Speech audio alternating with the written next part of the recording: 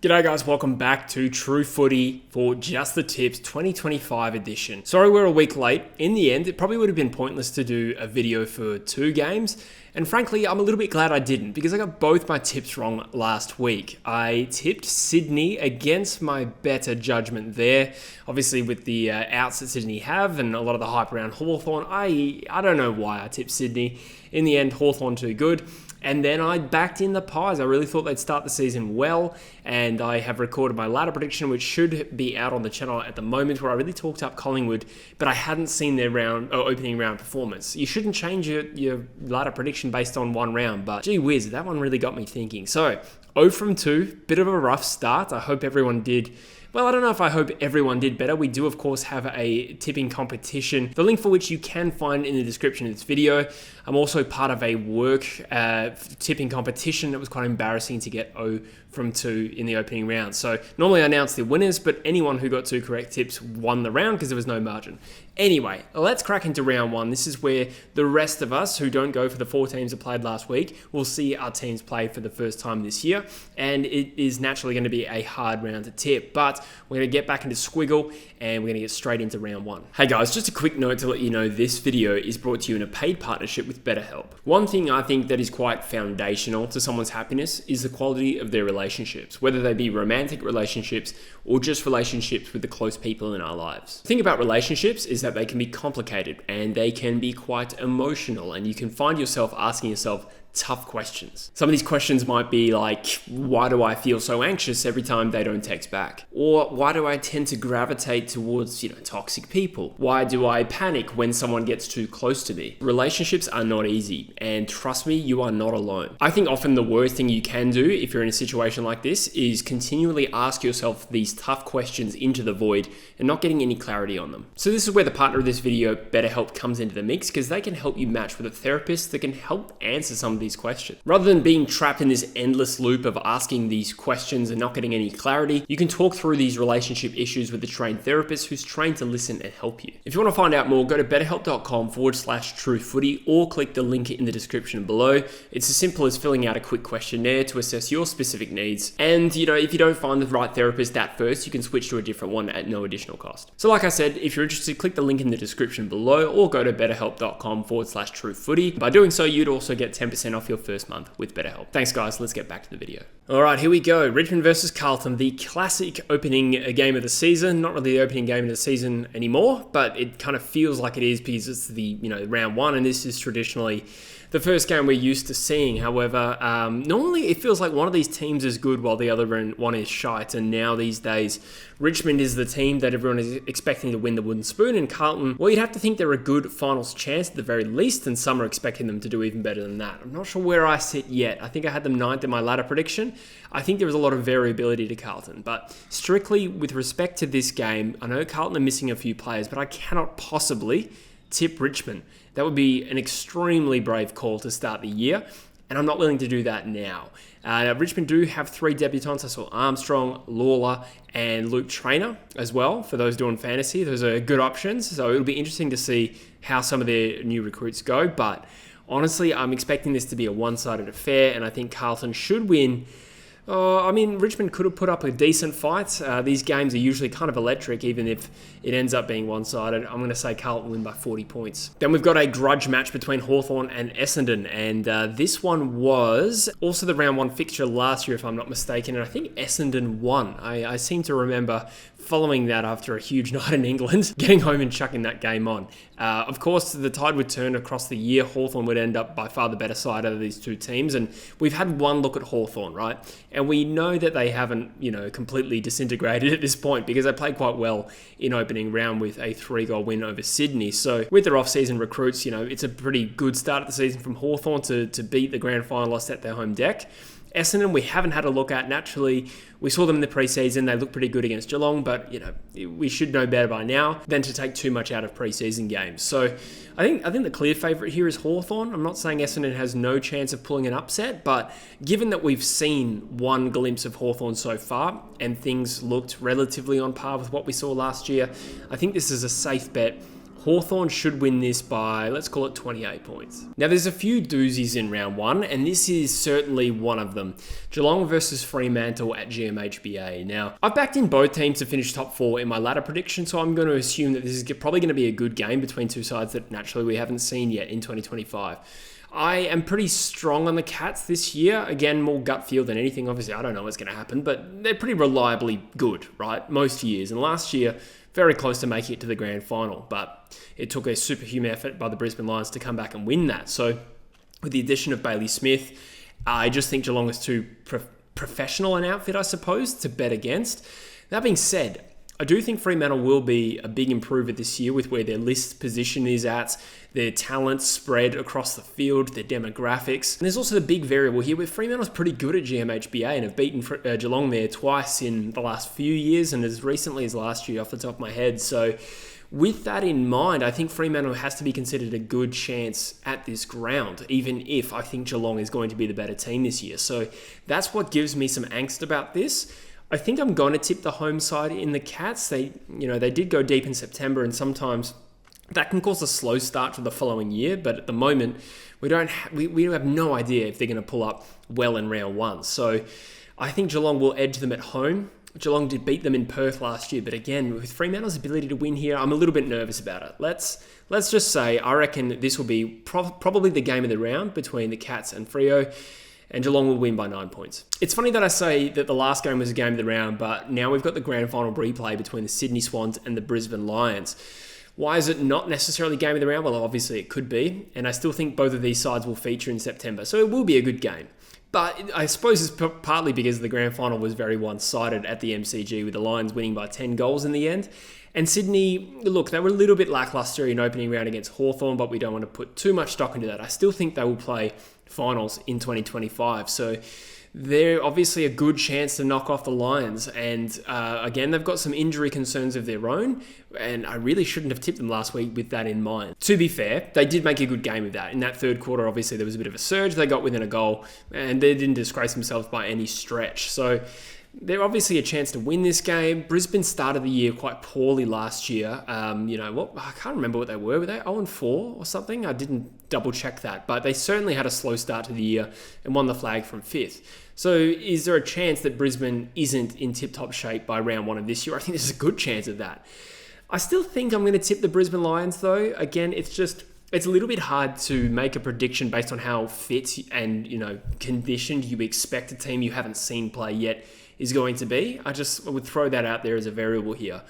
But I think the Brisbane Lions can win anywhere, and I think they'll be too good for Sydney just based on what I know. And what I know is that they're a very good team, and what I don't know is how fit and firing they're going to be in this game. Let's say Brisbane by 20 points, though. The Western Bulldogs versus North Melbourne. Now, this one will possibly be a better game than it has been in the past, bearing in mind, I think it was quite close the last time they met. And I think in previous encounters, the Bulldogs have inflicted some pain on North, but I think the last game was only about 3 goals when North went through an improved run of form towards the second half of the year last year from memory. So with a lot of preseason optimism around North, is there a chance they spring an upset? Of course. They did start the year poorly last year. That doesn't mean that'll happen again. But the Dogs are a very interesting unknown quantity going into this year. A lot has been said about, some off-field stuff around one key player in particular. I don't know how much to read into that as some sort of cultural issue. I'm going to leave that. But in terms of fitness, Bont and Treloar, as far as I know, are not going to be available for this game. Those are two pretty big outs. We're just talking about a leveler here. I don't think I'm going to tip North Melbourne. It's just a matter of whether it's going to be a close game. I think the Dogs will be too strong. There is a chance that North Melbourne, with their youthful exuberance and a lot of optimism going into round one, I think they'll have some confidence, or at least perhaps it's better to say they'll have some faith in themselves going into this year, and maybe it'll be a good game, but I still think the Bulldogs would be the safe bet, and I'll tip them by 25 points, so a pretty good game. Collingwood versus Port Adelaide at the MCG. This game will feature as our live watch-along game this week, where Druzy and Dylan, who made their debut on the channel last week, did a fantastic job for the Sydney versus Hawthorn game. So make sure if you want someone to watch the game with, they'll be covering this game amongst a variety of other topics, so keep an eye out for that. But Collingwood and the power at the MCG. Now, the Pies didn't look great last week. They kicked 6 goals, 16. Didn't quite look fit. Look, they started the year poorly last year, and I guess they did cost them, didn't it? They missed out on finals, but I did think we saw flashes of their best form. How much do we read into that? GWS are a very good team. There's absolutely no doubt about it. And it's very impressive that they won with a number of players out as well, albeit it was at home. We haven't seen Port Adelaide yet, of course. Again, a team that's probably been a little bit discounted going into this year. I don't know exactly why. I suppose I was one of them. I had them finishing 8th, which is 6 spots lower than where they finished last year. So maybe I am one of them. But still a very good outfit, particularly in the home and away season. I suppose it was the qualifying final that probably made everyone question them a little bit. They were okay in the prelim and good in the semi. Look, this game, Port Adelaide are probably the better team as it currently stands, right? If you did a power rankings going into this year, Port Adelaide were better last year, and Collingwood were poor in round 1. That being said, I'm still a bit iffy on Port's ability to win at the MCG, and I feel like in the last couple of times they've played Collingwood there, it has been one-sided. I know that they beat Richmond there last year, but I don't think that's quite the same as this game. Now, I could be reading too much into it. I think I'm going to double down on the Pies. I think I will say that the Pies will win this game. Maybe I'll tip a closer game because they didn't look convincing last week. But Pies by 12, not super confident about it, but I think I'm going to err on the side of the home team advantage here. Adelaide versus St Kilda, I had both of these sides missing out in the finals. In my ladder prediction, I could see either of these or potentially both of these teams playing finals. To be honest, I do think that the talent level is there for both of these sides. They're both quite young. I've made the point so many times last year that Adelaide had one of the youngest selected sides last year. I think it was bottom 3. And they've added some really good pieces to that best 22 with Peatling, Neil Bullen, and Isaac coming as well. And we'll probably see Sid Draper. Maybe we'll see a bit of Daniel Curtin as well. So some young talent for sure. And St Kilda I've liked for a while. They have had a clear push towards the draft over the last 4 years. And I don't know how much I can trust them in terms of, projecting their entire season, but to start the year, I think in 2023 they started well, ended poorly. They did the inverse last year, so they need to put it together for a whole season. But I really like, naturally their defensive game, their scoring from the back half is really strong. I think they could be a good team, and I really like a lot of their individuals who I won't name now, but they've drafted well. So there's a good chance this is a really good game.